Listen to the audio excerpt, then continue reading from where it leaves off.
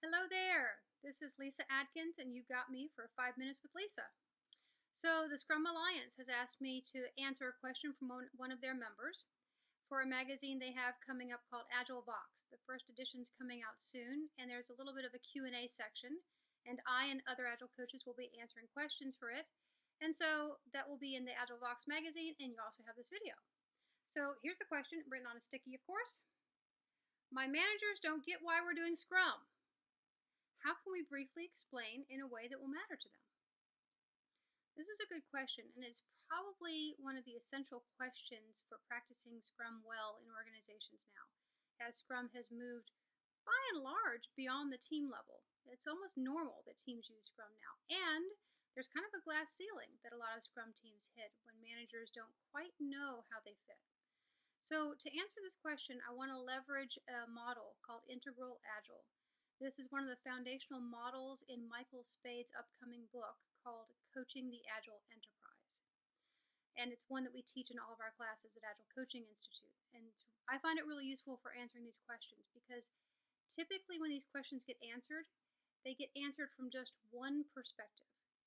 And integral theory in general tells us that there are 4 perspectives on any situation to consider.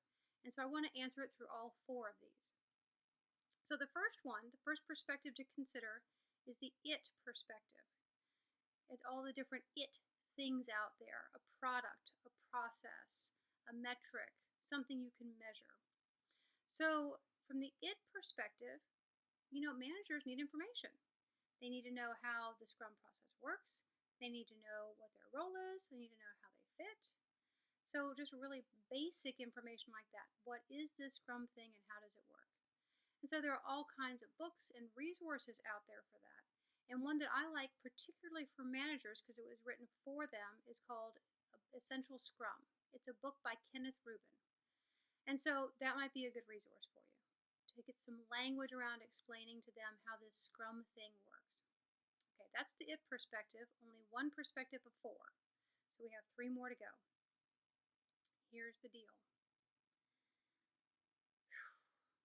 Managers are in for a huge role shift when Scrum comes into their corporate environment. They may or may not know that. They may or may not be ready for that. And yet, it's going to happen. Because from the I perspective, so there's it, and now we're talking about I, the I perspective, which is all about someone's internal mindset, their ability to deal with complexity and ambiguity, like their literal stage of human development, that sort of thing.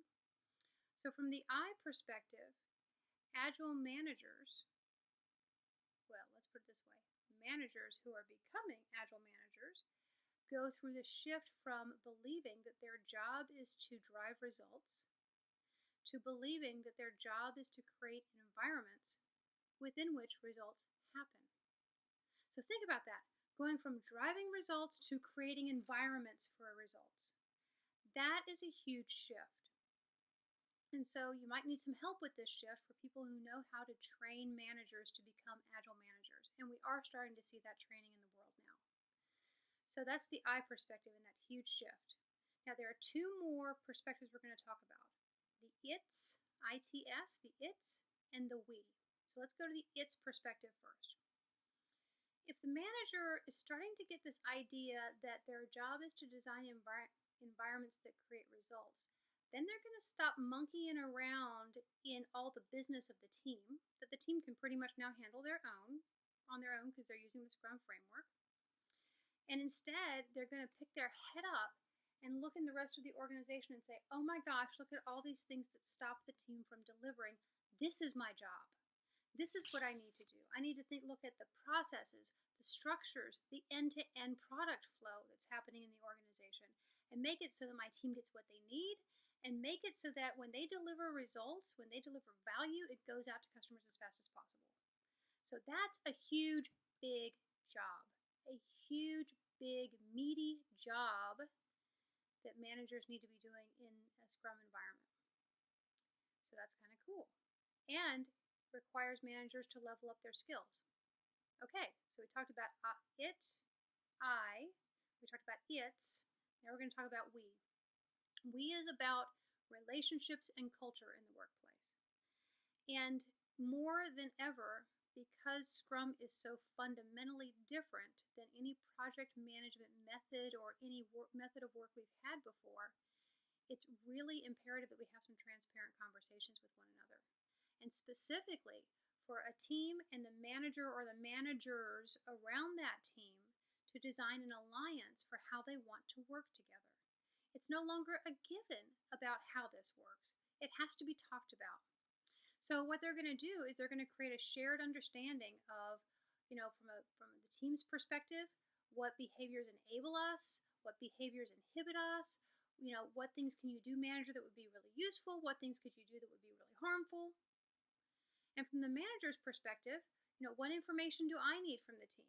How can I do that in a way that is easy for the team, that doesn't stop their forward momentum?